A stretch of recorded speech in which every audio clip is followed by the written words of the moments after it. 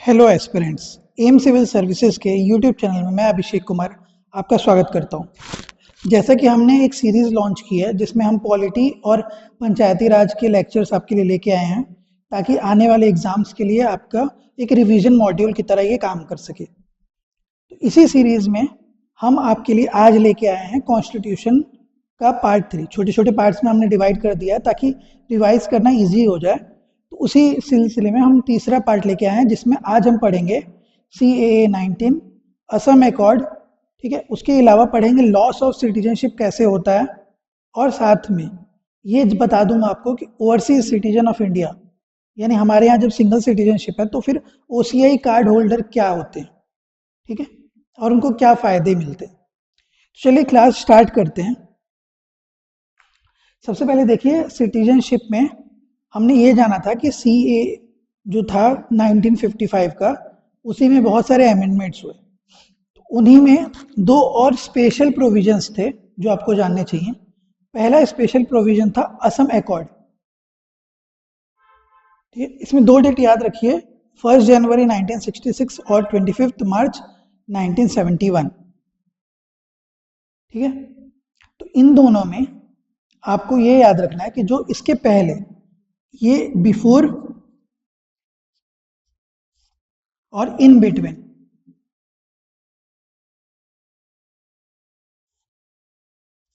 इन दोनों डेट के बीच में जो लोग थे उनके लिए था। कहाँ से आए होंगे लोग?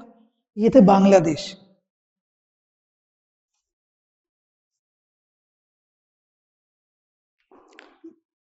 जो लोग बांग्लादेश से इंडिया आए ये उनके लिए था। उनके लिए ये दो डेट याद रखिएगा। जो इनसे पहले आए वो ऑटोमेटिक इंडियन सिटीजन बन जाते थे। ठीक है, उनको कोई भी रजिस्ट्रेशन वगैरह या कोई भी एप्लीकेशन देने की जरूरत नहीं थी। इसके बाद आता है ये टाइम पीरियड। ठीक है, इसके बाद वाले के लिए ये अलाउड नहीं है, तो इसलिए ये इतना ज़्यादा इंपॉर्टेंट है नहीं, पर फिर भी मैंने बता दिया आपको कि इस बीच में जो आए तो उनको रजिस्टर करना होता था।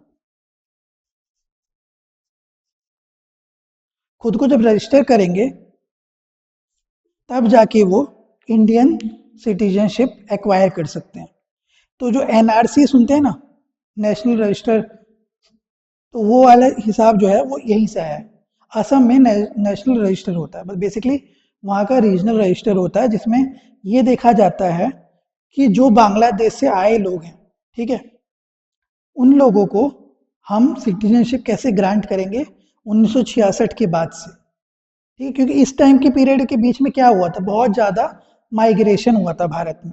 बहुत ज़्यादा लोग कहाँ विस्थापित हुए थे, कहाँ से? बांग्लादेश से इंडिया, क्योंकि ये उस समय ये था ईस्ट पाकिस्तान। ठीक है, पाकिस्तान का दूसरा प्रोविंस था, जहाँ आपको पता है कि पाकिस्तान में मुक्ति वाहिनी आई बाद में, और फिर मुक्ति वाहिनी के साथ भारतीय गवर्नमेंट ने मिल के मिशन चलाया जिसके कारण इंडिपेंडेंस मिली 1971 में बांग्लादेश को। बांग्लादेश उस समय से एक नया देश बन के उभरा। तो इसी बीच के जो लोग थे उनको दिया जा रहा था नेशनल रजिस्टर के थ्रू, एक फॉरेनर कंसीडर कराता था उनको, और उनको दिया जाता था इंडियन सिटीजनशिप। ठीक है, तो ये था असम अकॉर्ड। बस इससे ज़्यादा आपको असम अकॉर्ड के बारे में जानने की जरूरत नहीं। अगला जानते हैं CAA 2019।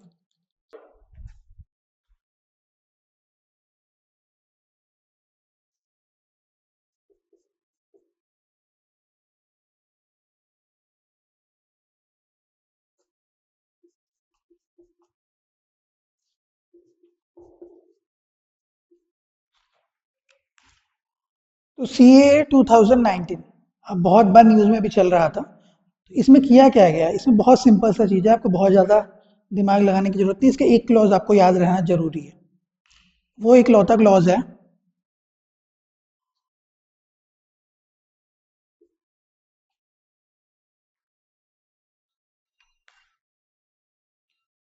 बांग्लादेश, पाकिस्तान और अफगानिस्तान से जो लोग, खासकर कौन? इलीगल माइग्रेंट्स, इलीगल माइनॉरिटीज, जो इंडिया में आई, ठीक है, एज अ रेफ्यूजी। ठीक, उन्होंने शरणार्थी की तरह आई और रहना चालू किया। तो ये इलीगल माइग्रेंट्स में कौन? माइनॉरिटीज।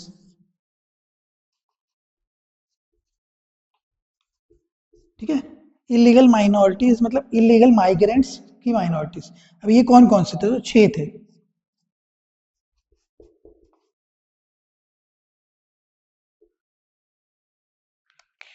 तो याद रखिएगा, बांग्लादेश से, पाकिस्तान से और अफगानिस्तान, 3 ही देश जहां से इलीगल माइग्रेंट्स जो कि माइनॉरिटीज थे, Hindu, Sikh, Christian, Jain, Buddhist and Parsi, जिनके ऊपर क्या किया गया था? प्रताड़ना। ठीक, सशब्द लिखा है कि जो लोग ऐसे माइनॉरिटीज जिनके ऊपर बहुत ज़्यादा टॉर्चर किया गया हो, ठीक है, वो अगर इंडिया में आए हैं शरणार्थी के तौर पे, तो उनको क्या मिलेगा? उनको मिलेगा, खासकर वैसे लोग जो दिसंबर 2014 तक, ठीक है, ये याद रखिएगा, दिसंबर 2014 तक या उससे पहले भारत में आ चुके हो, ठीक है, बिफोर। इसके बाद वालों को नहीं मिलेगा। 2015 में जो लोग आए उनको नहीं मिलेगा। 31 दिसंबर 2014 के बाद के लोगों को नहीं मिलेगा। लास्ट डेट था 31 फर्स्ट दिसंबर 2014। ठीक है, तो बस इतना सा याद रखना है आपको कि ये उनके लिए नहीं है जो बाद में आएंगे, जो आ चुके हैं। देखिए प्रोसीजर क्या होता था, खासकर इनमें वैसे लोग जो जैसे हिंदूज हैं, तो हिंदूज का कहीं ना कहीं से रिलेशन इंडिया से रहा होगा, है ना, इनके माइनॉरिटी, इनके कोई ना कोई एंसिस्टर इंडिया में रहे होंगे, तो वैसे केस में इनको रजिस्ट्रेशन के थ्रू मिलता। तो रजिस्ट्रेशन में 7 साल का टाइम पीरियड होता है, तो इनको 7 साल की जगह 5 साल में ही दे दिया गया। जैसे मान लेते हैं जो 2014 में आया होगा उसको 2019 में मिलेगा, कट ऑफ डेट 2014 था, तो 2019 में बोला गया अप्लाई करने वाले लोग को मिल जाएगा, तो हिंदू हो गया। ठीक है, अब जैसे मान लेते कोई क्रिश्चियन जो कि इंडियन डिसेंट का नहीं था, तो उसको नॉर्मली कितना साल लगता? बताया था मैंने आपको कि नेचुरलाइजेशन प्रोसीजर फॉलो करना होता। ठीक है, तो इस केस में इसको क्या हो जाता? 14 साल लग, टोटल 12 साल लगता 14 साल के एग्रीगेट में, तो 12 साल ना लग के 5 साल, क्योंकि माइनॉरिटीज है टॉर्चर्ड। सिख, वो हिंदू, वो जैन, पारसी, बुद्धिस्ट, इनका कहीं ना कहीं से रिलेशन इंडिया से था, तो इनको 7 साल लगता, 7 साल की जगह 5 साल लगा। तो इतना याद रखिएगा कि बेसिकली इनको जितना टाइम पीरियड बोला गया था उतने टाइम पीरियड की जगह थोड़ा पहले मिल गया बस। और ये इनके लिए है जो इस डेट से पहले आए, अब जो लोग आ रहे हैं उनके लिए नहीं। तो ये था special clause citizenship amendment act 2019। ठीक है, तो इस तरह से हमारा जितने भी ग्रांट करने वाला जो प्रोसीजर था, इसमें भी ग्रांट किया जा रहा है ना सिटीजनशिप, देने वाला जो भी प्रोसीजर था वो हमने पढ़ लिया। अब जानते हैं कि किसी से सिटीजनशिप कैसे खत्म होता है, समाप्ति कैसे होती है। चलिए देखते हैं लॉस ऑफ सिटीजनशिप, यानी सिटीजनशिप की समाप्ति कैसे होती है। तो मैंने आपको बताया था कि रेलवेज का अगर आपको याद है तो टीडीआर, ठीक है, तो टीडीआर याद रखिएगा।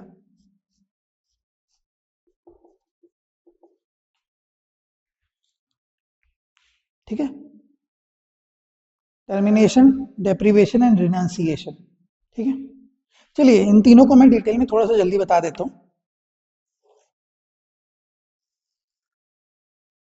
तो रिनाउंसिएशन का मतलब होता है कि खुद से, मतलब अपनी स्वेच्छा से, फुल कैपेसिटी में, एज में, ये कौन कर सकता है? जो भी एडल्ट हो चुका है, 18+ वाले लोग ही कर सकते हैं। माइनर्स के लिए अलाउड नहीं है कि माइनर्स अगर बोले कि मैं अपना त्यागना चाहता हूँ तो वो ऐसा अलाउड नहीं होता, उनके लिए उनके पेरेंट्स उनका डिसीजन लेते हैं। ठीक है, तो यहाँ पे क्या होगा रिनाउंसिएशन में कि मान लेते हैं मैं भारत का सिटीजन हूँ, लेकिन मुझे अब भारत की नागरिकता पसंद नहीं है, मुझे कहीं की नागरिकता पसंद नहीं है फॉर एग्जाम्पल। ठीक है, मैं कहीं का सिटीजन नहीं बनना चाहता हूँ, मैं बस पूरे विश्व को एक मान के चल रहा हूँ। तो इस केस में मैं बोलूँगा कि मैं भारत की नागरिकता का त्याग कर रहा हूँ। ठीक है, छोड़ रहा हूँ। ठीक, तो त्यागना यानी रिनाउंसिएशन। तो छोड़ दिया तो क्या होगा? छोड़ेगा तो ऑटोमेटिक उसकी सिटीजनशिप खत्म हो जाएगी, और साथ ही साथ उसके जितने भी बच्चे हैं, मतलब माइनर चिल्ड्रन ना, 18 से कम, तो उन सब की भी सिटीजनशिप ऑटोमेटिक एंड हो जाएगी।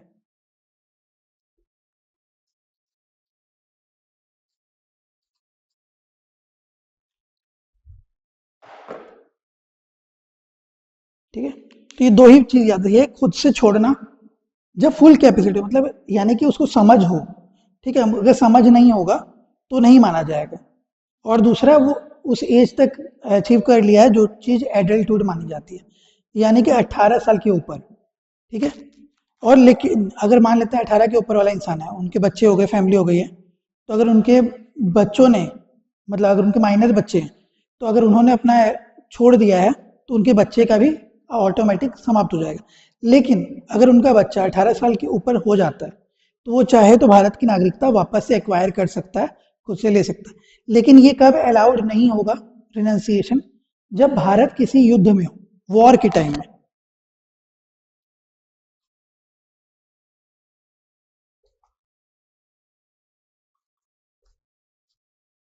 ठीक है, वॉर के टाइम में ये अलाउ नहीं होगा। अब जानते हैं टर्मिनेशन। तो ये बहुत सिंपल है, क्योंकि हमें पता है कि हमारा देश में जो प्यारा भारत है, ये क्या अलाउ करता है? ये सिर्फ सिंगल सिटीजनशिप, एकल नागरिकता। तो सिंगल सिटीजनशिप के कारण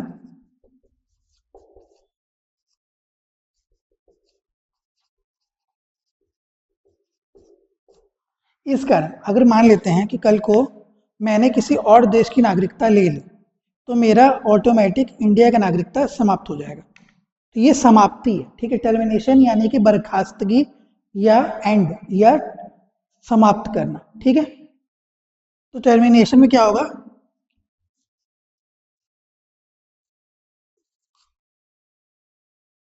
अगर कोई किसी और देश की नागरिकता ले लेता है तो ऑटोमेटिक उसका अपना नागरिकता समाप्त हो जाएगा। अब डेप्रीवेशन मतलब क्या? यानी किसी को डिप्राइव करना, किसी को वंचित करना। तो वंचित कैसे करेंगे और क्यों करेंगे? तो वंचित करेंगे वैसे टाइम पे, इसको भी, हाँ इसको भी याद रखिएगा कि ये वॉर के टाइम में नहीं अलाउ होता है। तो देखिए, डेप्रीवेशन यानी वंचित करना, तो ये पांच कुछ तरीकों से होता है, 5 तरीकों से। पहला तरीका, अगर आप फ्रॉड तरीके से सिटीजनशिप एक्वायर करते हो, यानी नागरिकता आपको गलत तरीकों से मिले हो, ठीक है, फ्रॉड तरीकों से सिटीजनशिप या नागरिकता मिली हो तब। दूसरा,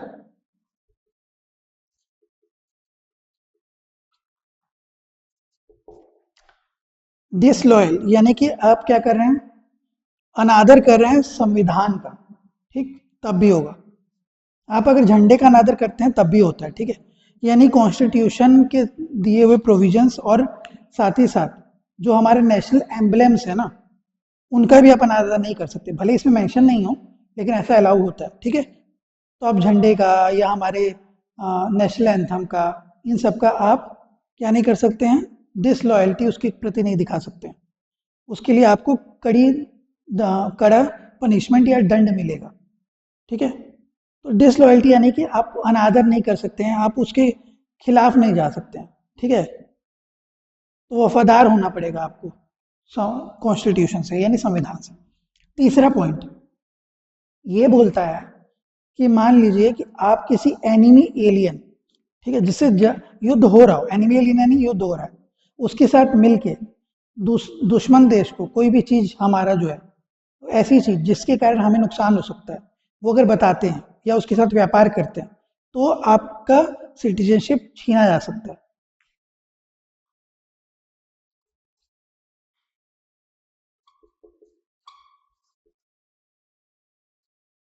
ठीक है, ट्रेड मतलब सिर्फ यहाँ पे व्यापार की बात नहीं हो रही है। ट्रेड मतलब होता है कि व्यापार के साथ साथ मान लेते कोई ऐसा इंफॉर्मेशन जो नहीं देना चाहिए, वो भी अगर आप दे रहे हैं तो भी आप क्या कहलाएंगे? देश के लिए देशद्रोही कहलाएंगे। और उस केस में आपकी की डिप्रिवेशन यानी वंचन कर दिया जाएगा, वंचित कर दिया जाएगा। पर इसका ये मतलब नहीं कि आपको देश से बाहर निकाल दिया जाएगा। फिर उसके बाद आपके खिलाफ केस चलेगा और वो केस सुप्रीम कोर्ट या हाई कोर्ट में देखा जाएगा। तीसरा, सॉरी, चौथा,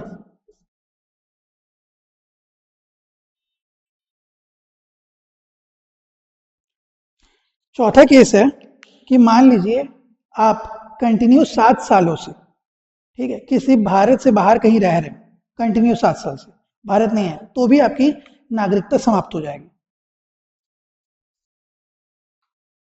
भारत से बाहर 7 साल, ठीक है, अगर आप बाहर रह रहे हैं तो भी आपकी नागरिकता चली जाएगी। और पांचवा और अंतिम,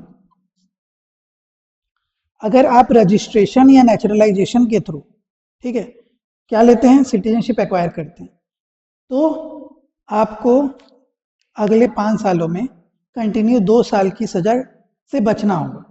मतलब आपको अगर 2 साल या उससे ज़्यादा की सज़ा होती है आने वाले 5 सालों में, जैसे मान लेते हैं 2025 में आपको रजिस्ट्रेशन या नेचुरलाइजेशन के थ्रू क्या मिला, भारत की नागरिकता मिली, तो उस केस में अगर आप 5 साल के अंदर अंदर 2 साल की आपको सज़ा मिलती है, ठीक है, 2 साल से कम की सज़ा में नहीं होगा, लेकिन अगर 2 साल या उससे ज़्यादा की सज़ा होती है तो आपका सिटीजनशिप खत्म किया जा सकता है। ठीक है, यानी ऑर्डिनरी अगर रिसाइड करें 7 साल, उसके बाद बोल रहे रजिस्ट्रेशन या नेचुरलाइजेशन के अगले 5 साल तक, इस बीच में अगर 2 साल या उससे ज़्यादा की सज़ा आपको मिलती है तो भी आपको डिप्राइव कर दिया जाएगा भारत की नागरिकता से। तो ये था TDR, termination, deprivation and renunciation. उम्मीद करता हूँ आपको समझ आ गया होगा। अब एक छोटा सा टॉपिक है OCI, यानी ओवरसीज सिटीजन ऑफ इंडिया, और NRI में डिफरेंस क्या होता है। इसलिए overseas citizen of India PIO यानी पर्सन ऑफ इंडियन ओरिजिन, और NRI नॉन रेसिडेंशियल इंडियन में छोटा सा डिफरेंस बता देता हूँ, ताकि मान लीजिए आपसे कभी क्वेश्चन पूछ लिया गया तो आपको इतना पता हो कि इन तीनों में अंतर क्या होता है। ठीक है, तो ये याद रखिएगा,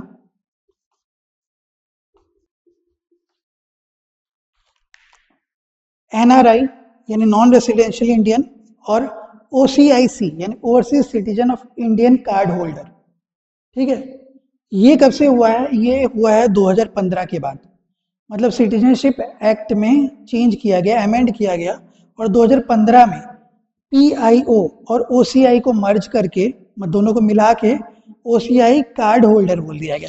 ठीक है, ये एक्चुअली में स्टार्ट कब हुआ था, 2000 में एक हाई लेवल कमीशन बनी थी जिस LM सिंघवी के चेयरमैनशिप में, जिनका काम था कि एक जो बाहर में बैठे हुए भारतीय हैं डायस्पोरा, उनके लिए कुछ ऐसा सुविधा बनाया जाए जिससे वो बार बार भारत आए और जाए और भारत के लिए कुछ कर सके, मतलब उनके अंदर भी वो भारतीयता उपजे, ठीक है, बने, इसलिए नहीं।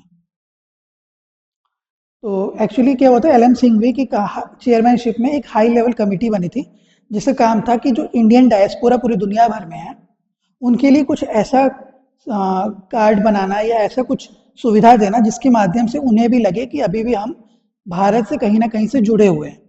तो क्या किया गया कि OCI कार्ड बनाया गया, ठीक है, OCI बनाया गया, ओवरसीज सिटीजन ऑफ इंडिया, और PIO person of Indian origin. तो इन दोनों में बहुत छोटा मोटा डिफरेंस था, बहुत ज़्यादा डिफरेंस नहीं था।